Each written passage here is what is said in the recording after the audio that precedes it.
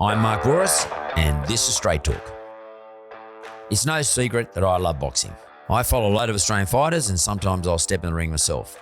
There's an up-and-comer out there who's a bit different from the rest, and his name is Harry Garside. Now, Harry brought home the first Olympic boxing medal to Australia in the last 30 years at the Tokyo Olympic Games this year and put himself right in front of a national audience.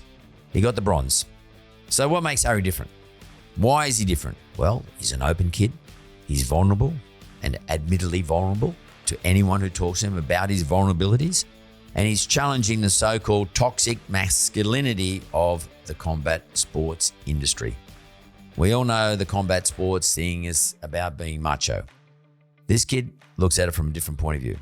Because when you think of a boxer, you don't usually think of someone who meditates, practices self-affirmations, performs ballet. But with Harry Garside, you got to adjust your expectations. He represents himself honestly. He's represented his country admirably. And now he's stepping onto the big stage to pursue professional boxing. So he's going from amateur to professional. Harry and I talk about what it means to be masculine, how he navigated growing up between a more traditional father and his mum being a medium. That's right, a medium. And why he's not stopping until he's added a gold medal to his trophy cabinet as well. So it's time for No Bullshit with the one and only Harry Garside. Harry Garside, welcome to Straight Talk, mate. Mate, thank you so much for having me here today. Well, first and foremost, congratulations. I mean, I think, I want to say thanks for doing us proud. I mean, not just in the Olympics. It's been a long time since we've had a medal in the Olympics in boxing. But also just go back to 2018 when the Com Games were on, gold medal. And also thanks for putting a good light on boxing as a good young bloke. I mean, you're doing good shit. Like you come across really well. If I go back a long time, 40 years, and boxing was a bad boys game. Today, you're a good example. There's a lot of you. Tim Zoo's another good example. George Kimbos another example. Brock Jarvis. Boxing is not just for the bad boys or girls. It's a sport, a proper sport. Yeah, I think, credit, thank you so much for the kind words, but I think a massive credit to that is there's numerous people who have formed that as well. My boxing coach, Brian Levere, he's 79 years old this year. He fought Johnny Famechon, Lionel Rose, a veteran of the sport. Obviously, my parents are two of the best role models that I could have asked for, but I come from a bit of a smaller town in the outskirts of the Melbourne suburbs called Lilydale. And what I saw in my gym growing up was just like so many young people coming from broken homes. It was a low socioeconomic area, and it just gave young people a home. And I think just seeing that and the humility in that, always just try my best. My parents have instilled just always try your best to show manners, show respect for yourself and to other people. And I see so many good people in the boxing world. And I think it gets tarnished with this bad name that often I think maybe that was from the 70s and 80s, as you mentioned. Yeah. Maybe because there was hooligans in it potentially. I don't know. I wasn't around at that time. But I see so many good people in the boxing world. And it's heartbreaking that, it doesn't have much of a good name. And I'm just one of many. You might think that, I've painted a good light on boxing, but Caitlin Parker, Sky Nicholson, they went to the Olympics with me. Awesome representatives for the sport. And the Maloney twins are doing really well overseas. Totally. There's so many in this sport that are doing fantastic. And I'm really excited to sort of see what the next sort of 20, 30, 40 years of boxing is going to look like in Australia. Why do you think it's changed? Because, I don't know if it's really changed in America, to be honest with you, like in the US. And because you still get a lot of your Mexicans, they come out of these, as you said earlier, low socioeconomic areas where the only way forward was, do your best as a sports person. And with it came a lot of shit. Gambling, to be honest, fixes, all sorts of things. But now the low socioeconomic areas still produce fighters and sports people, but they're producing a better quality person. And I wonder whether or not the low socioeconomic environments actually are producing more rounded people who come from maybe more rounded parents. 100%. I think for me personally, my upbringing was a little bit strange. My mum is a medium, so my mum talks to dead people. A medium as in talks to dead people. Psychic? Yeah. So talks to dead people. Yeah, it's pretty hectic. Pretty full like, but as a job? She does that like as a hobby, but she gets like paid for it and stuff like that. And she also has another job, but she's just really passionate about it. Loves helping people. Has she always been that? So she's always been into tarot cards and all this witchy stuff, like crystals and stuff like that growing up. So seeing that, mum was always a little bit strange and unusual, and I saw that and I was really interested. As a kid? Yeah, and I was like, what is going on? And then I think about 30, 35, 40, then she started breaking into the spirit world and mediumship, and now my mum's 52.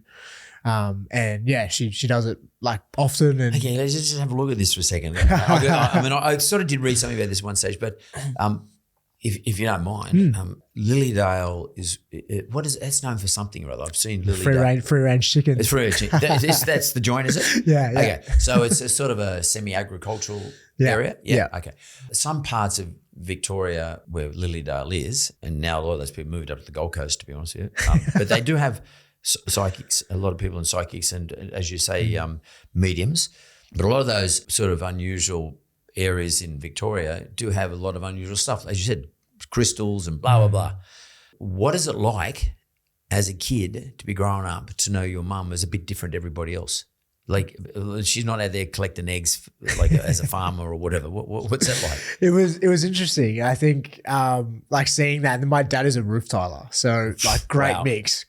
And I think that is, in a sense, as you were mentioning before, well-rounded, like very well-rounded. Dad's very old-fashioned, has hard work, grit, structure, wakes up every morning like really rigid in his approach to life, and then my mum's a lot more flowy and like into some weird and wonderful things. And it was very strange growing up. And the older I've got, wasn't really aware growing up, but the older I've got, the more that I've just appreciated that I've had two of like almost polar opposite role models, but they complement each other really well in like life and love. So parents are still together? Yeah, still That's together. cool. Yeah, so I'm very, very blessed. And growing up, of course, every couple has Barneys and stuff like that. They weren't perfect, but I think they've learned to love each other more, and they probably love each other more now than what they did when I was growing up. So it's great to see, and they've almost set this pretty high bar of what love is, of like kind of seems a bit unachievable, but it's just them two against the world, and they're really infatuated with each other. They've always got each other's backs. They love each other for the good, the bad, and the ugly.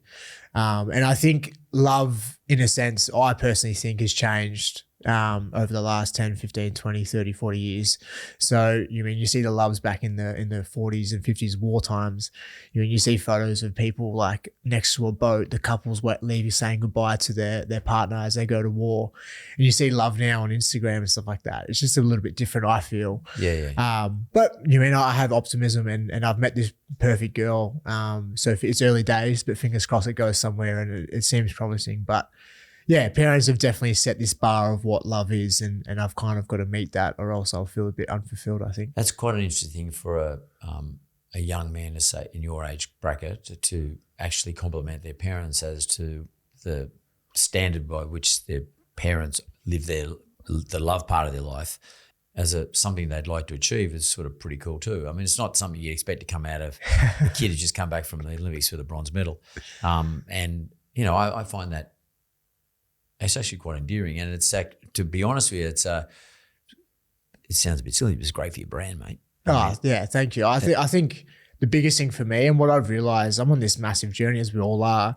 I'm just trying to understand myself. Like I think the more I'm pushing myself, the more that I'm doing different things, the more that I'm getting out of my comfort zone and my environment, the more that I'm finding out about myself. And I find it just very interesting. I'm chasing happiness, to be honest. And happiness, of course, does come from medals and success in boxing for sure. But happiness also comes from how I feel about myself internally. And and I think happiness for me is going to be different to happiness to someone else. And I'm just chasing that feeling of, that's why I do boxing.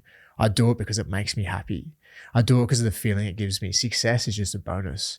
And of course I'm ambitious. I want to prove myself to myself, but I've got so much hunger and determination, but it's just because I'm chasing happiness. And I want to be happy every day. Of course you're going to have bad days. It's understandable, but that's why I think I'm doing boxing. Do you think your mum's has been that person who's chased happiness too? Like, do you think that she's done something similar? Of course, absolutely. She was very weird and wonderful.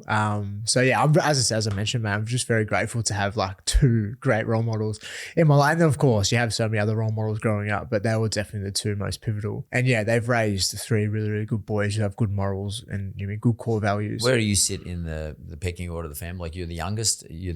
I'm the youngest, yeah. So growing up as the youngest kid in the family, I mean, I got 4 sons. The youngest boy is I was harder on my earlier boys, but time I got to the 4th one, like I was exhausted. I just didn't give a shit.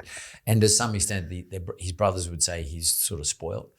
Not spoiled, you know what I mean? Like, I doted on him a little bit more. And, I can affirm that happened in my family too. Yeah, well, how does that then translate into you jumping in the ring, fighting a tough bastard like you fought, the Cuban, for example? I mean, these guys lead different lives to us. How does that translate into the ring? I mean, and are you aware of that? Yeah, of course, absolutely. I think so. My oldest brother, of course, he sounds bad, the hamster child, as every first child almost is. I mean, no parent really knows what they're doing. My parents tried the best they did the best they could with what they knew, and yeah, he's got his own problems and he's doing his own things. But yeah, definitely being the youngest, I definitely got away with a lot more. I was able to go out partying when I was 12, 13. My brother couldn't drink until he was 16, 17, 18. So it was different. I had a different upbringing to my two other brothers, but I think why I have hunger and why I have this inner flame, I almost feel like I've got a lot to prove. So my two older brothers are really blokey and really manly and like my dad. What do you mean by blokey? Yeah, so just I come from a smaller town and just a stereotypical male. So always fighting on the footy field, always fighting with each other, always playing out the back in the shed with dad and just always doing the bloke stuff, like the stereotypical bloke stuff. And I was nothing like them growing up. I was more inclined to do what my mum was doing, or I'd be inside with mum. I don't want to go outside with my brothers. So, and I think because of that, I didn't get any respect from my brother, from them, or even my dad at times. He was just like, geez. My dad almost said to me, and I couldn't care less what you are, but my dad said to me when I was 16, he's like, I was preparing for you to come out of the closet your whole life. Yeah. And he said that to you? He said that to me, yeah, when I was 16. And I was just I'm straight. I'm just in touch with a lot more of my feminine energy and what my mum's doing. I think because of that, because I didn't get much respect from the males in my life, I felt like I had to prove something. And I still kind of feel like I've got to prove something as well. When you're a young boy, less than 10, you decided to take up boxing. Were your brothers boxing? No. Did your dad box? No, we just watched too many Rocky films, which is fantastic. Well, you seriously got inspired to do boxing because you watched Rocky? Yeah, I watched so many Rocky films, and as I mentioned, I think I just had something to prove. My brothers are always fighting with each other, and they're always fighting at school, always getting in trouble, always just doing dumb stuff. And I think I initially started it because I'm like, oh my God, I just want to do something different. And looking back now, you don't know, you're not conscious enough when you're 9 years old, but looking back now, I think that was the first time that I pushed myself out of my comfort zone. And then getting in the ring for the first time, a little boy who was a little bit scared and getting in the ring for the first time and overcoming that. And then the feeling after and the growth after that. And that's why I think I'm on this just crazy journey of always trying to push myself, push my boundaries, doing something different. I think that was the first moment where I pushed myself out of my comfort zone and then felt the rewards almost instantly. Do you think that when you say that you push yourself or you're pushing yourself out of your comfort zone is another way of saying I had an insecurity and I had to deal with my insecurity in some way? Of course, absolutely. And I think— Were you conscious of that though? No, not at that age. Definitely looking back now, that's a really good way of putting it. I've never fully thought about it that way, but it's naturally, I think we do that as humans. It's all— we all do, by the way. We're just in survival. We all have our own insecurities. Everyone's will be different. The fact that your brothers were fighting at school, it could have been something to do with their insecurity too, by the way. Yeah, of course. Their own insecurity. Yeah. Fighting is a lot to be about that. It's about dealing with your That's, insecurity. You got to prove. Well, look at Tyson Fury. He had to come back from being a fat bastard and a drug addict and alcoholic and every other thing in the world, probably a shock and probably unhappy with himself. And he's got to where he's got to. That's about dealing with your insecurities. Of course. The fact that he was a drink and doing drugs is probably because he's insecure. All of us have insecurities. I don't give Yeah. a shit who you are. And we do things to manage that. Do you think that was in your case and still is? Yeah, of course. Absolutely. I realized this, and I was honestly thinking this as I was driving here.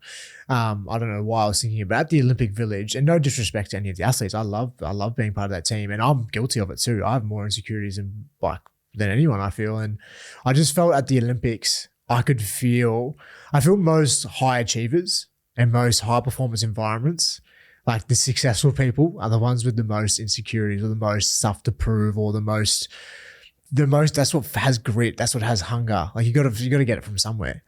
And I think when I was at the Olympic Village, I just remember thinking like, there's just a lot of insecure little people here, in the sense of like young girls or young boys who haven't had those love or needs met. And I'm one of them. You know what I mean? That's why I'm chasing the Olympic glory or validation or external happiness so much, because of those insecurities in a sense. Yeah, it's very interesting that,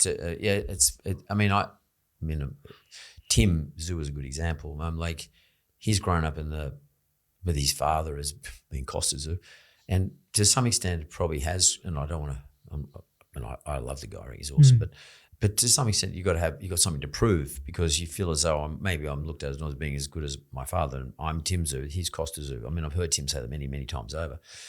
And it doesn't really matter if that motivates you or drives you. It means fuck all. I mean, I often say about how important paranoia is to be successful in business. You've got to have a level of paranoia. Yeah, absolutely. You've just got to have it. You've got to also have a level of obsessive compulsive behavior. In other words, you've got to be obsessive in the way you prepare for business, just like you have to be obsessive in the way you prepare for training. Yeah. I know Fennick's a great mate of mine. Jeff is every one of those things and more. Which allowed him to train to a point where he was one of the fittest fighters that ever fought. His skill was good, but his fitness and his endurance and his legs were better than everything else. And he always just was fitter than his opponent. And, as you know, if you've got good legs, you get hit, you'll stand up, you'll stay longer. But what drove him, he's like part mad. Like Jeff would know he'll be okay if I say it, but he's part crazy. You have to have it. And that's the reality is you have to have it. And he has every insecurity in the world, but deals with it, manages it, and he still lives his life like a normal person. And I actually think that anyone in business you're in the business of boxing right now and other things, but that's your financial business. You've got to be as successful as you are. I think you've got to have these insecurities and whatever they are, but you've got to be able to manage them. Of course, that's the biggest thing. And I think looking at my life, like me and my oldest brother, his name is Josh, and I love him to bits. He's going through his own struggles with mental health and drug addiction and in and out of jail, and me and him have such similar personality traits. Like I obsess about things, have a lot of insecurities as we all do. Very similar with our personality traits. And for me, I think the difference between me and him is I've learned how to control my insecurities or my demons. And I think he is having more trouble with controlling his. And that's why he's sort of going down the different path. And I think as well, there's an element of I'm the luckiest guy on earth. I found my passion when I was 9. I found something that I was really passionate about, something that I genuinely love, something that makes me really happy. He didn't have that opportunity where he didn't find something that made him really happy or made him really passionate. That just shows that goes to show when someone controls their demons and someone who doesn't control their demons, the difference. Would you say about your brother, and I don't want to sort of put him in the spotlight because I wish him the best, but would you say that maybe one of the differences between you and him is that you actually are able to talk about these insecurities openly, whereas he maybe not? Maybe he doesn't even want to admit it, but at least he may not want to talk about it. But do you think by being able to talk about it and be accepting of it, that actually helps you control it? Oh, of course, absolutely. And I think like looking back on my life, being the youngest, that does play a role. Like he was the first child. And my dad is very old-fashioned, has some really good values, but also has some values that are a bit old-fashioned and doesn't admit defeat, doesn't witness. Yeah. You don't no male shows emotion and stuff like that. Bottle a lot of things up, and I think that was instilled in Josh a lot more than it was instilled in me, or I rebelled against it a bit more in the sense of like, as I mentioned, I was more closer to my mum. So because of that, my brother he's struggling to admit that he's got problems. He's struggling to talk about them because that's what he feels like a man's supposed to do when realistically it's okay Like it's okay to say you're not okay, and it's okay to talk about it, and no one's going to shame you. The only way you're really going to ever get through anything is if you navigate through them. And that's why I much prefer just talking. I've realized I did this 50-hour no talking challenge. I couldn't talk for 50 hours. It was really tough.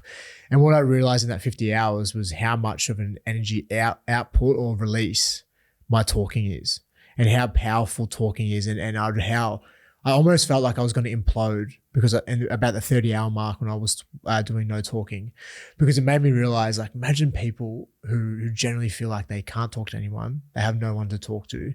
They would honestly feel like they're going to implode every day. And it gave me a lot more empathy for people who are struggling. And my brother as well gave me a bit more empathy because he feels like he has no one to talk to, or he can't talk, more so.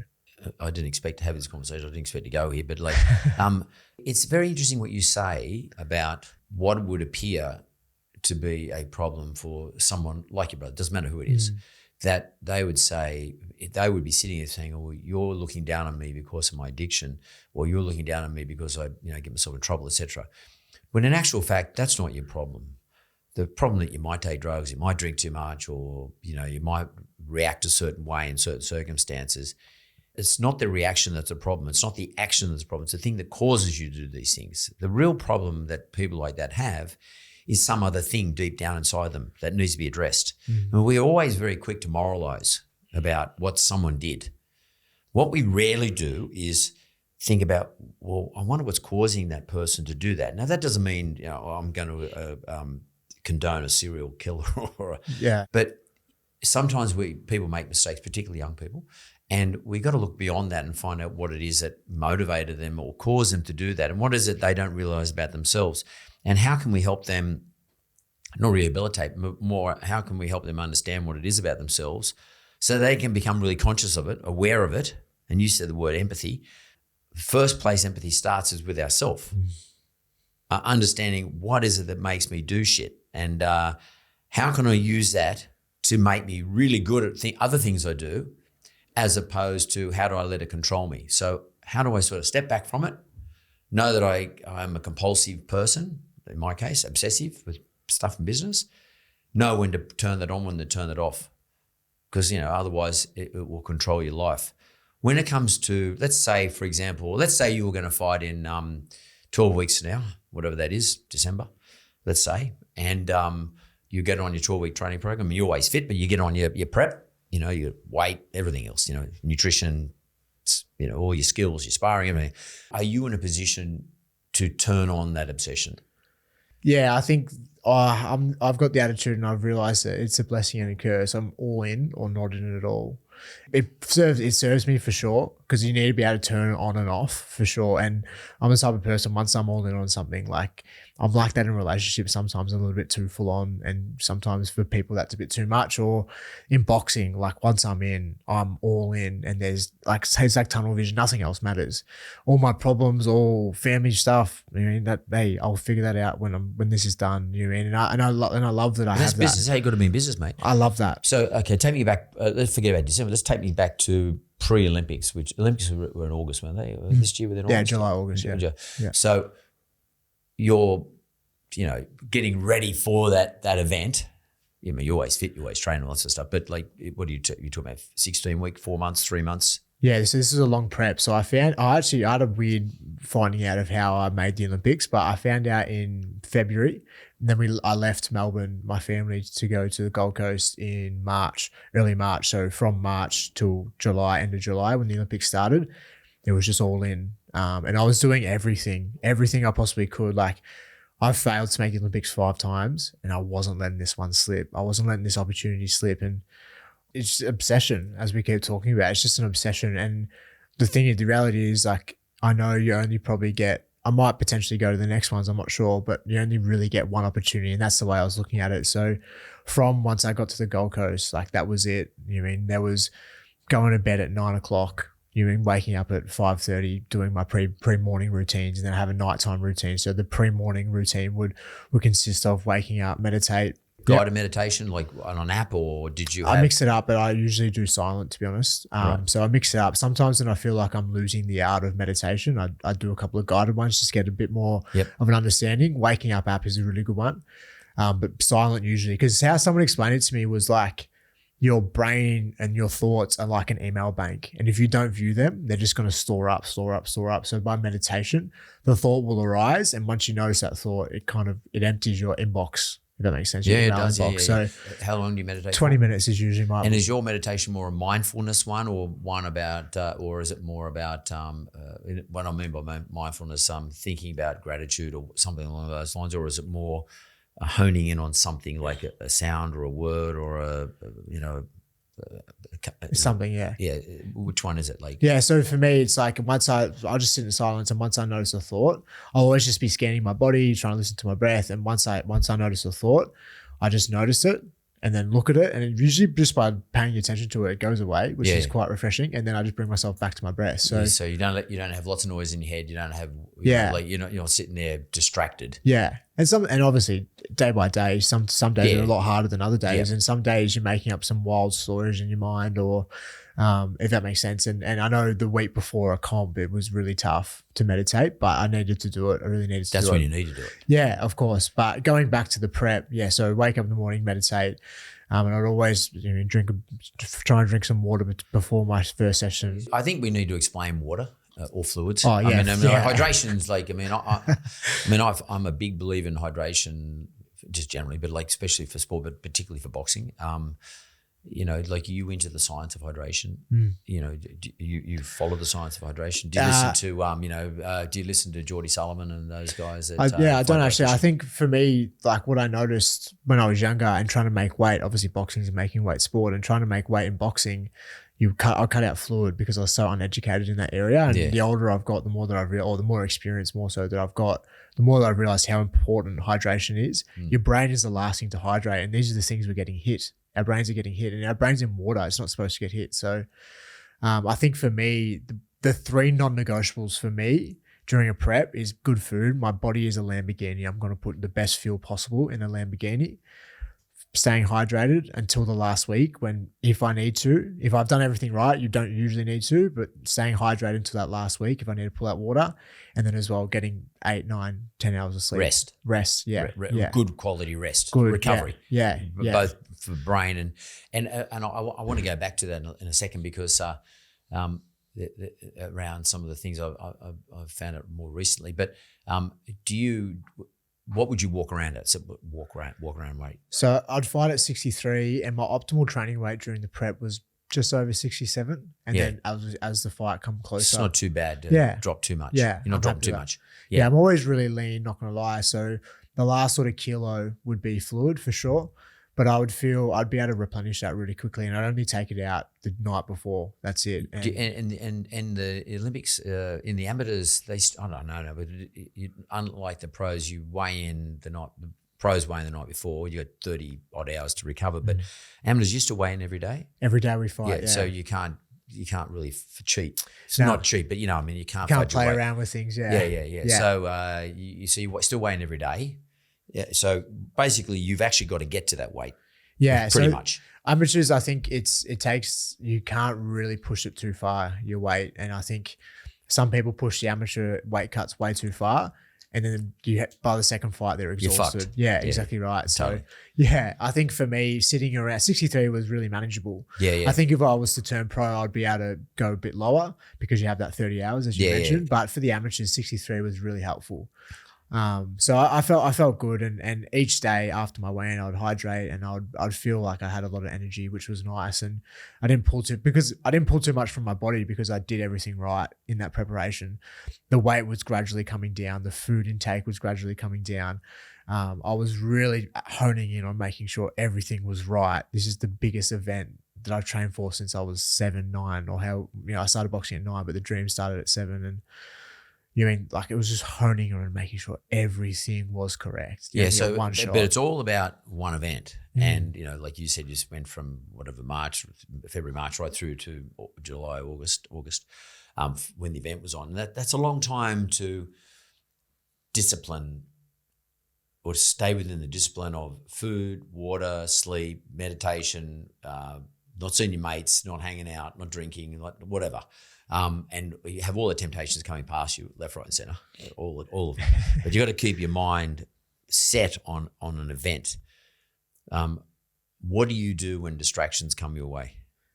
I think obviously it's hard at the start. So what I notice is at the start of the prep, it's like it's almost like when you start seeing a girl for the first, I don't know if it's the same for you, mate, but you start seeing a girl and then all these distractions come, all these other girls come out of the woodwork. You're thinking, this is the time. Yeah, you're thinking, and this usually happens in a preparation too. You feel the distractions more. But I think what I did, you just really need to sort of tough out those first 2-3 weeks. And what I noticed because I was doing things like cold showers, I wouldn't have a hot shower, no ejaculating, sorry for your listeners. For the whole period? So I did about 60 days all up. Yeah. So 2 months prior. So all these things, and meditating every day, reading a chapter of a book every day, all these things I committed to. And each day that I committed to them and didn't turn my back on myself, I felt stronger and stronger and stronger. And the distractions or the things that would come up, trying to pull me to the other way, I'd be able to, I'm too strong for this now. But the first 2 weeks, the first 2-3 weeks of getting into a habit, getting into a routine, they were tough, of course. But each day I just got stronger and stronger and stronger. And then the distractions felt a lot less noisy. Do you think you actually get stronger, or you're just convinced that you're stronger? Yeah, probably convinced. But I think it's just your mindset. I honestly felt like going into the Olympics, I was like unstoppable. You were ready. Yeah, absolutely. I've got a hand injury. I couldn't throw my hand for 3 months prior to the Olympics. So that was playing on my mind. So I almost, because of that, like I had to make sure I was doing everything right, or else I wasn't going to be prepared. I couldn't use one of my hands in most of my 90% of my preparation. So and it's your left. It's my left, the most important one. Punch. Yeah, my money punch. So yeah, and that is what it is. You just got to learn to adapt and pivot and be able to just. Yeah, it's funny because I watched you in all your fights when the Olympics were on, and now I think about it, you were throwing your right a lot, you're jabbing a lot, and you're moving in and out a lot. Which is an amateur style of jousting. Yeah, it's jousting. Yeah, correct. Yeah, that's a good way of putting it. And I kept thinking to myself, you're not following through that much with with your money punch, and maybe is that the reason why? Yeah. So I saw you said it's not an excuse. I get no. That Andy Cruz was just too good for me. But I think it's more so. The last month of the preparation, I was able to throw it. So it's not like I didn't have some of the prep. I was able to throw it. So it didn't affect me whatsoever. And I think just more so the thing that it just didn't have as much accuracy. Yeah. I didn't have those, this was throwing nonstop and I was really working this. It was really strong, almost overusing it a little bit too much. But I think I just didn't have the accuracy because I didn't have those months in advance able to throw it. You didn't have the muscle memory. Of course. Yeah, muscle. Just go back to your routine a little bit. So you get up at 5:30 morning, you do your meditation. What's next? So water as well. Drink your water. Yeah. Drink of water. Then a run. So then I would also as well look in the mirror. So positive affirmations are a massive one for me. So in the morning, I would always wake up and say, I am enough. I am an Olympic gold medalist. I am worthy of love. Similar to some of my insecurities, probably my biggest insecurities, I didn't feel enough. Or I didn't feel good enough. So how many phrases or affirmations were you making? I think there was about five. Right. And then the Olympic gold medalist, I would say, 5 to 10 times in the morning. And I had a fake Olympic gold medal that I purchased off eBay, and I put that on every morning, and I'd visualize myself in that. So visualization, and then I'd get ready for my training session. So 5:30, and then I'd leave at 6:30 for my first session. So then it would always be cardio in the morning, whether that be running, rower, bike, or swimming. Mostly running. Boxers love their running. And then I'd go back, try and nap and relax, have breakfast, of course. And then at 11 o'clock, we'd have strength and conditioning, whether that be weights, lifting heavy, or a conditioning circuit. Then lunchtime, I'd always try my best in that time to listen to a podcast, audio book. That's where I'd do my reading. I'd always try my best to sit outside as well. I love vitamin D. And then 4 o'clock would be boxing. And then I'd go home and have nighttime routine as well. Yeah. And in terms of food intake, I cook myself. Yeah. So I'm not the greatest cook. I'll admit that. I keep it very basic. And I think what I've learned about myself, I'm a basic human. I can live off nothing. So I live off mostly in my preparation for food. It would be kangaroo, tuna, chicken. They're my 3 meats that I really like. And then I'd have what's called veggies. I love my veggies. Not a big fan of salad. I love my veggies. And then it would be rice or sweet potato. So real basic. And I love it. It really, really felt like it fueled me well, and I felt really prepared for most of my sessions. You're a good sleeper naturally? Yeah. So you're lucky. Yeah. That is a blessing, by the way. Yeah, I if know you can sleep. my partner isn't the greatest sleeper, and I'm out. She's like, "Did you hear the fights last?" Like, we live on a pretty busy street in Bondi, Right. and I'm like, "I don't know what you're talking about." Or There's like always the rain blues downstairs. Yeah, the rain last night. Apparently the rain was heavy as last night. Yeah, it was. Didn't hear a thing. Didn't hear everything. Well, that's a blessing if you can rest. I mean, because I say this to people in business too. Everyone thinks it's about me that I get. I live on 4 hours sleep a night. No. I get like a good 6 hours rest. I might that'll do me. I mean, and I'm older though. Like when I was younger, I needed 8, like 6 hours. But you got to get a good rest, like a good restful period. Yeah. I mean, I find I sleep better if I take melatonin, so that helps me stay asleep. And I have prescription quality of melatonin, and I don't like sleeping tablets. That works for me. But I know how important it is to get a good rest. And whether you're in business, in the business of boxing, in the business of what I do, if you don't have a good rest, you're going to cook yourself. It's just clarity of mind. Yeah, your mind's clearer. Yeah. And if your mind's not clear, I mean, you're a fighter, but you've got to be strategizing before you get in the fight, and then you've got to be tactical when you're in the fight. So you've got to be watching what the dude's doing. I don't give a shit how much you prepare. I mean, you can prepare. You got to prepare. But when you get in there, It's completely different. it's different. And all of a sudden you think, fuck, that he's quicker or moves better or he keeps moving outside, whatever. I can't get outside him, I can't get around him as a left hand. I can't get on. So then you got to start being tactical, and your brain has to be really clear. By the way, and you're getting hit in the head too. And your cortisol's up because you're in stress and fight and flight mode. You've got to try and control that fight and flight mode.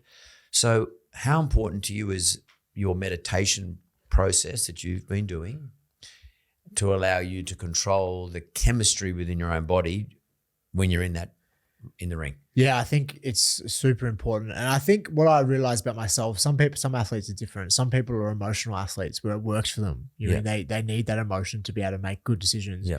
I'm the complete opposite. I need to almost take myself out of it and just box. And what I realized in my last fight against Andy Cruz, where he punched the shit out of me, what I realized against him, he wasn't thinking. He was just letting it happen. And I think for me, I was almost overthinking my tactics. I knew that it was David versus Goliath in that fight, and I knew that going into it. And my coach was giving me a lot of tactics going in, and I was thinking way too much, and I was already 2 steps behind him. I think the best athletes in the world, Tom Brady, Kelly Slater, Serena Williams, the best athletes in the world are the ones who are just letting things happen. And it comes from hours and years of preparation and time put into one thing. And just believing in yourself, believing in your ability. And I think when I'm in that ring, especially in that last fight, the belief wasn't there deep down for me that I was capable of beating him. And it breaks my heart to say that out loud, but I'm just honest. I'm very honest. Yeah. And I think, the biggest thing when you're in the ring though, is just being able to get in there, trust in your ability, know that you've done everything in your preparation to be for that moment. And then you're able to make better decisions more quicker as well. That's interesting you say that about Cruz. In business, to be honest with you, we can't sort of let the emotions get control of us, just generally speaking. And to be frank with you, we can plan. We can have the world's greatest plan. But at the same time, we've got to be in there just prepared to watch what happens as it happens. I mean, COVID's a great example for a lot of business people, but, you can't overthink it, because if you overthink it, you won't end up doing something. You sort of get paralyzed with the whole process. And I've always said, look, one of the greatest things about boxing is it is like business to me. I mean, you're either got to cop the punches. Sometimes you actually got to cop them. Sometimes you got to move away from them and not throw punches. You just get out of the fucking way. Or other times you just got to fight for your life, throw as many punches as you can. But occasionally you got to just cop them, but you got to go with it. And it's interesting you just said to me that these really well prepared fighters like Cruz, who probably been out longer than you, and that's all they do, by the way, in their environments. Bit like good business people, mate. They just roll with it, and they're ready to go at any time, like in the event, during the fight. So, do you think, what did you learn about yourself as a person in the business of fighting, being a boxer? What did you learn about yourself as a result of the Olympics and as a result of being up there against blokes like Cruz? Numerous things. Like, I think the biggest thing though is like I've got to have a bit more belief in myself, and I even think it comes from that inferiority complex. Like the reason why I'm chasing boxing so hard is because I never felt enough growing up, or I didn't feel good enough, and it's like almost even when I got there, you can say things out loud, and you can say things to yourself in a mirror like I was doing every morning. Whether you truly believe them deep down is a different question, and I think I was almost just trying to force myself to believe it, and it's like I knew that I was capable of winning a medal. I don't know if I was really capable of, if I really thought that I could win a gold medal. I knew there was Cruz, Keyshawn Davis, the American, who's really good, a few other fighters who were capable of winning medals too. But I think what I learned is from the Olympic experience is I am supposed to be there. I am capable of beating Cruz. I just have to believe it more. Fucking interesting thing you say, because I have this thing called a playbook, and chapter 9 of my playbook, it's about the business, going back to the concept of, do you believe in why you're in this business? So in other words, a business must have in this business structure and in the business mindset of the business, it must have the belief in what they're doing. You've got to believe in what you're doing. Kerry Packer used to say once a month, "Hey son, do you still believe in what we're doing?" We're trying to lend money to people so they can buy, so they can achieve their hopes and dreams. Does the business still believe in that, or we so up ourselves, or forgot about why we're here in the first place? And I was talking to a young fighter the other day, young Brock Jarvis, and I said to Brock, mate, Brock gets extremely. He's now going to be on the big stage. He's fighting in LA. He's on Matchroom, in DAZN. So, and I said to him this week, I said, mate, this is a business. Forget about why you started boxing in the first place. Forget about your uncle played for Australia and played for St George in the glory days, and wouldn't it be good to be like him, but I'm not as good as him. Forget that you're, not as big as your dad and your uncle. The reason why you got into boxing in the first place. You're in there to do business. Cruz in there to do business. That's his business. Yeah. And today I'm getting in the ring and I've got to fight Harry Garside, and that's business, and I'm not going to get emotional about it. I'm not there because I've got insecurities. I believe I've done all the preparation, and I'm going to go and do my business. Yeah. No matter what happens or comes at me, I'm going to control it and come back with it. I mean, what do you think of that as a concept? Absolutely. I think it's 100%. It's like, it's when you are honing in on something, you believe something so much and you want something so much, it doesn't matter who's in your way or what's in your way, what obstacle, you will either jump over it, run through it, pivot around it, whatever you need to do to get through that, you will do.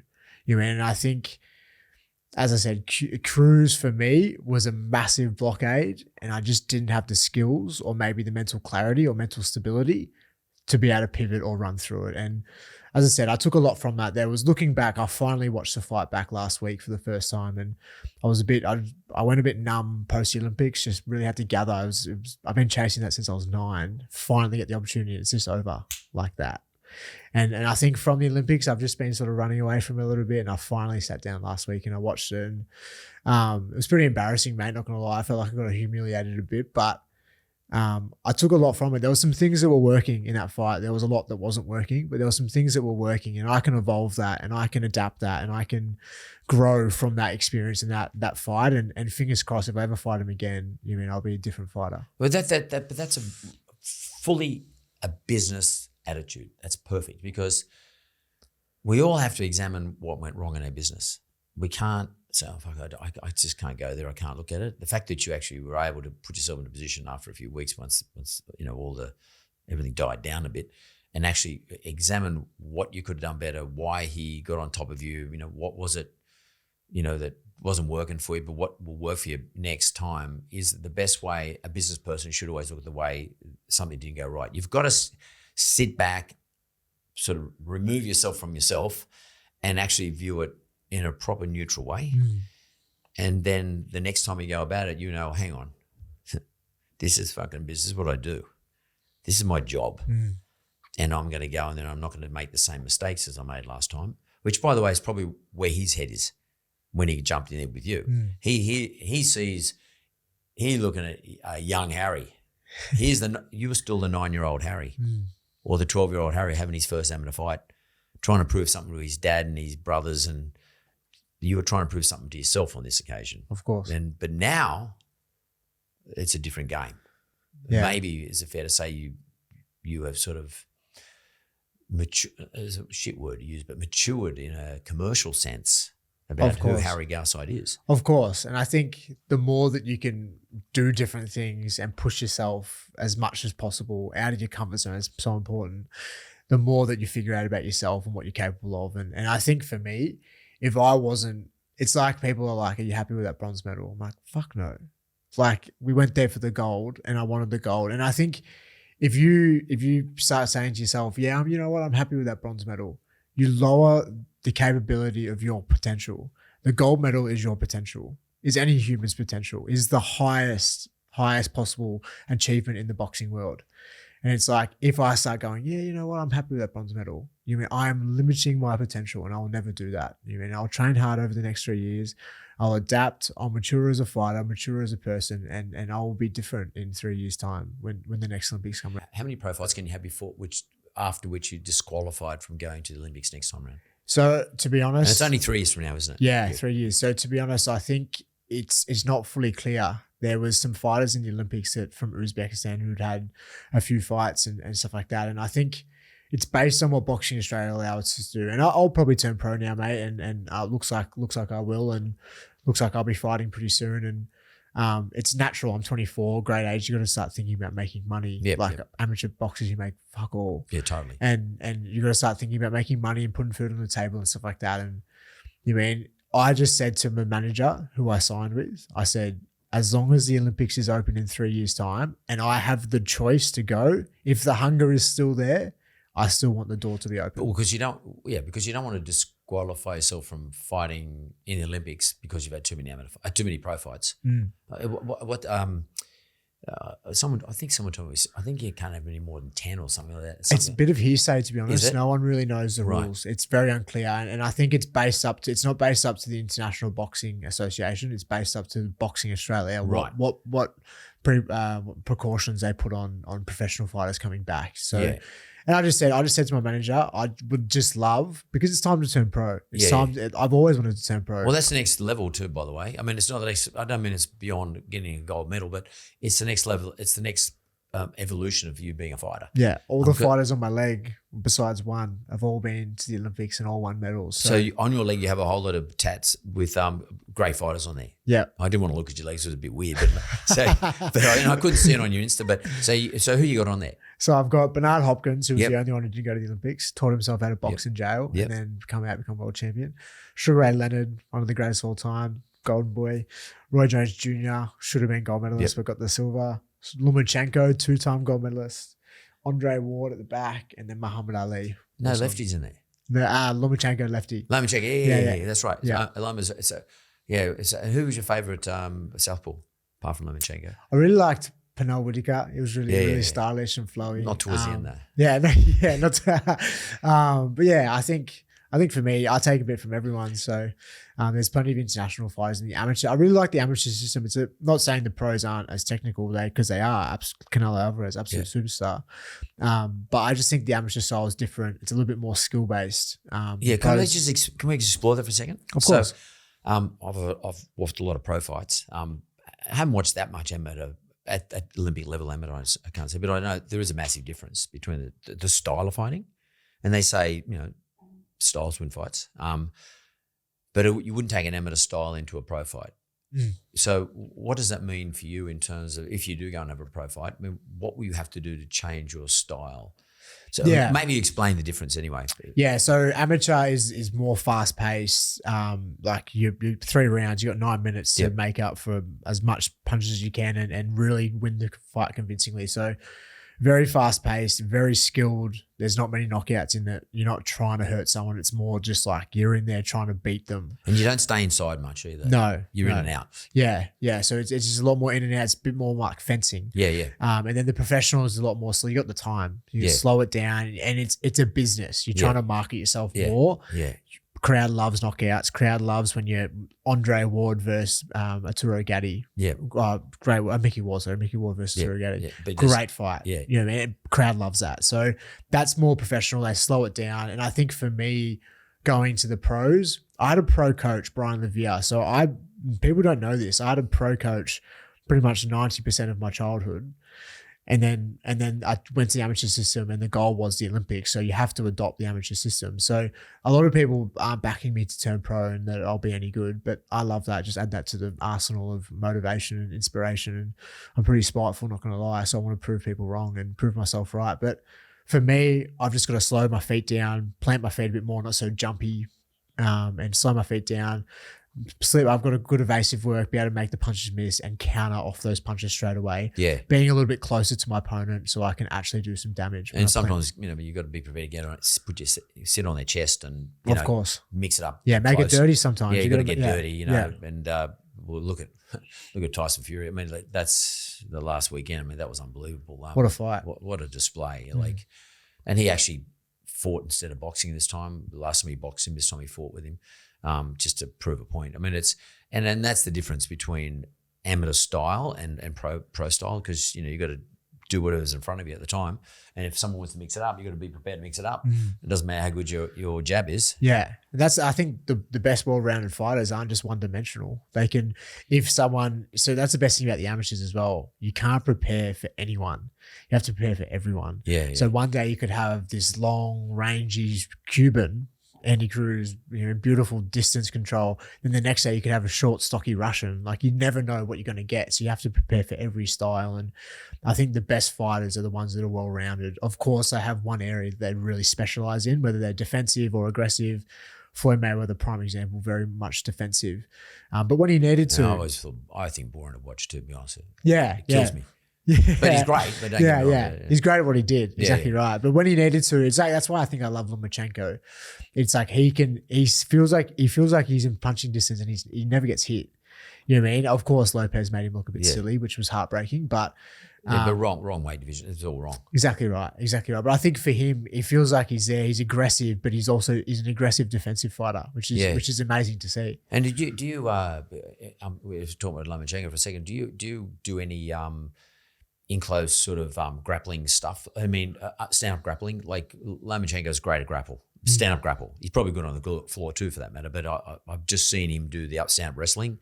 Like, he will push someone away and he'll hold them down. And so smart. It's body control. Do you do much of that in your training? A little bit, yeah. Not obviously in the amateur style, not heaps. You're not allowed to. Yeah. You're not allowed. Exactly right. But definitely growing up, my coach Brian Levier, he definitely instilled a bit of that in me. Turned them and move their body as long as you're in control in the clinch. Especially as a lefty. Yeah. You can move there. You can grab their elbow, move them, and there's a lot of things you can do. And I think I'm just excited to turn pro and just see what I'm capable of. I love finding out new things about myself, and I'm going to grow, I'm going to evolve, I'm going to adapt, and I'm going to have to change a few things, but I'm excited. What a challenge. I saw you sparring last week.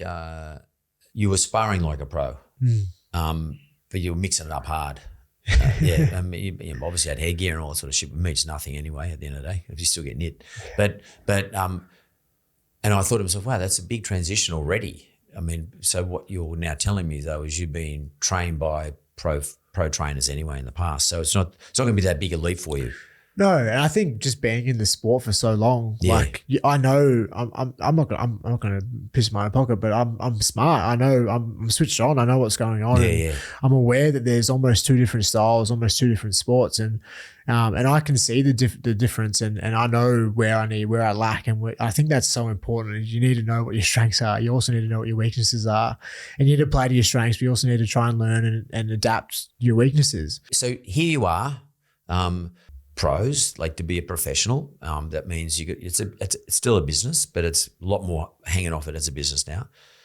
You build a team around you. You build, like everyone does in business, you build your specialists and your blokes to train and food people and all that sort of stuff, and you've got to get your environment where you train, your gym and all that sort of stuff, get that all sorted. And then, but the thing about the fight game is to make a quid out of it. You don't want to be just a prize fighter for Rudy Hill, because I mean, that's okay but the game here is to you to get ranked. So, you want to be ranked in a certain division so you get a shot at the top line where the big money is, and the careers are. And that's a patience game. You come across to me as someone who's really not ambitious is a shit word, but keen to get on with it. And, you just come back from the Olympics, for God's sake, and you won a medal. How do you control your patience? Like you got to work your way into top 10 into, and by the way, you got to convince the IBF or WBO or WBA, WBC, whatever it is, IBO, that and they're all different. Please rank me top 10, but you got to get through a whole lot of work. You got to through a whole lot of fights to get there before you get a chance at it. They're not going to say, oh, yeah, Harry Garside is a bronze medalist. Why don't we put him up against whoever, the lightweight division, Lomachenko. You're not going to get that where the dollars are. Yeah. Where do you get the patience from, and how do you now rebuild your? This is now not about 16 weeks. This is now about a few years. I think one of the biggest problems with maybe my generation or the younger generation is the fact that we want these quick fixes. We want this easy like cryptocurrency or these things are going to get money instantly. You know what I mean? And I think just realizing that good things, great things take time. Realizing that I failed to make the Olympics on 5 different occasions, but still showing up every single day. I lost 10 out of my first 18 fights, was not successful for a long time. And I think it's going to be, I'm not saying I'm going to lose in the process, I'm not, but like it's going to be now, it's just realizing I'm 24. I've got time. I've got time on my side and I can take my time. Of course, it's going to be frustrating at times. We often get impatient, but it's going to take 5. It's going to maybe close to 30 before I'm hitting that big time. But so you're happy to wait? Of course. You're happy to have that patience for 6 years, but you've got to deal with sponsors. You're going to have to talk the money game. That's it's a business. It's a different thing, altogether different thing. And you have to keep those people happy.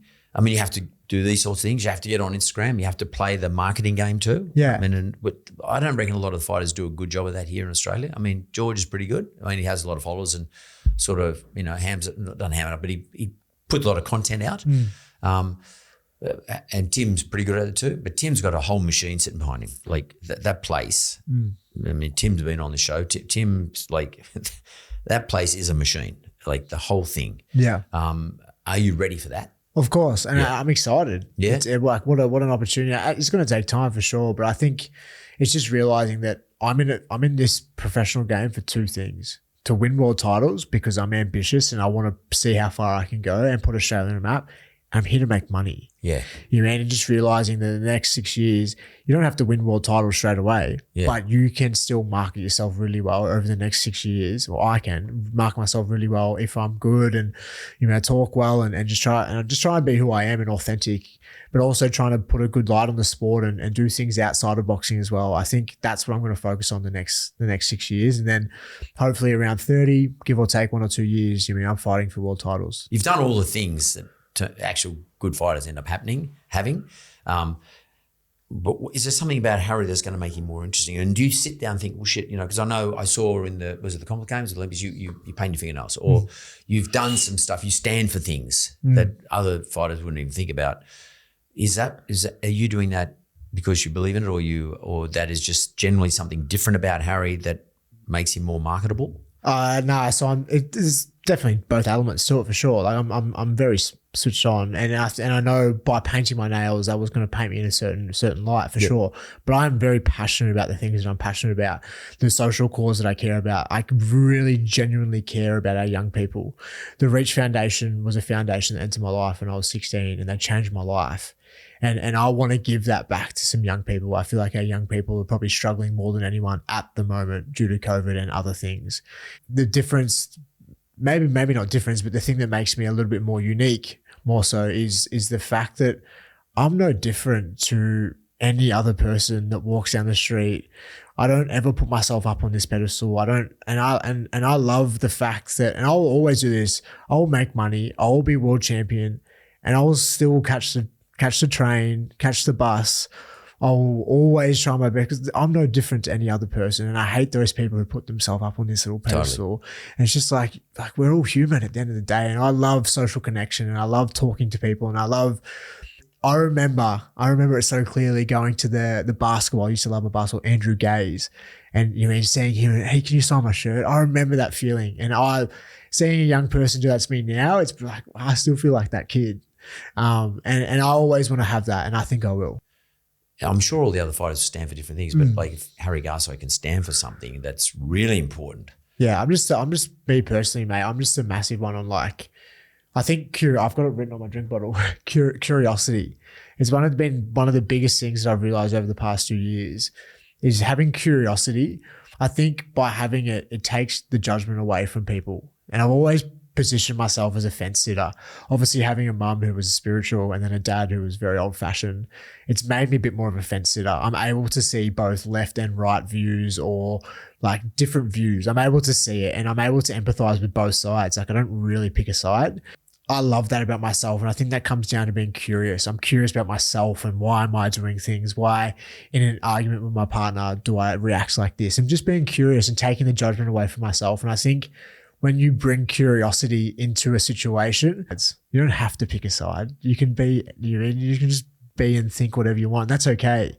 Just don't push it on anyone else. And that's fine. Product. What's your actual purpose to me as a consumer of your product? What do you think it is that you give to me? People, this just sounds so cliche and a little bit cringe, but I want to give people hope, like simple as that. And I want to give what Grant Hackett gave me in 2007, inspiration, motivation to go on this lifelong journey to achieve greatness at the Olympics. Like I want to give people hope to like do more with their life, be motivated, jump up out of bed, set a goal, no matter, even if it's a physical feat, whatever it is, I want people to achieve greatness and realize their full potential. That's really cool because I've just you're sort of saying more openly to everybody, look, you know, there is a way to achieve great things if you want to put your time and effort into it. It takes time. That's all it is. Time and effort and patience. Patience. And the right people around you, not shit people around you, the right people around you. And that's a big part of it. For me anyway, I know it is having the right people because if I'm hanging out with the wrong people, I'm doing the wrong fucking thing. What's that saying? It's like you surround yourself with 5 rich people, you become the 6th. You surround yourself with 5 idiots, you become the 6th. Yeah, Simple. You're a product of your environment. My old mum used to say, my late mum used to say, show me your friends and I'll tell you who you are. And there were periods in my life where you know that applied completely correctly, and I didn't have good outcomes. And then there were periods in my life where the opposite applied and I had my best outcomes. So my mother could say it to as much as I wanted, but at the end of the day, the thing that I learned from was what I saw, not what I heard. I'd wake up every single day. My dad wouldn't be there. You mean I'd come home after school? Dad's still not there. He's at work. Yeah. You mean I saw that every single day. And then I also saw my mum wake up every morning getting us kids ready for school. While she was also getting ready for work herself, you mean, and then after school driving us to and from sport while also cooking dinner. Like that's what I saw growing up. And I'm so grateful that I saw that. I've got 2 of the hardest working parents ever. And no matter what I put my mind into because of my parents, like I will be successful because I'm a hard worker. What they say is monkey see, monkey do. One of the things I just want to say in conclusion, I mean, apart from your great achievements, apart from your great ambitions to achieve again, and also your articulation, the way you articulate yourself. You know, you should be very proud. Your parents should be really proud of themselves, but you know, you should be proud of yourself, mate. One of the things I think that really stands out to me though is the fact that you understand your shortcomings. Well, not shortcomings. You understand things that you use as tools to make you better. You know, maybe a bit of insecurity and all those sorts of things, and you're prepared to talk about it. It's a big deal. It's actually refreshing. That's the sort of thing that should give people hope, I think, apart from the fact that you achieve something in the square ring. But it's very refreshing for a young man of 24 years of age to be able to reflect on the things that he saw growing up that drive him to become the best he can and how he uses those things. So congratulations and thanks very much.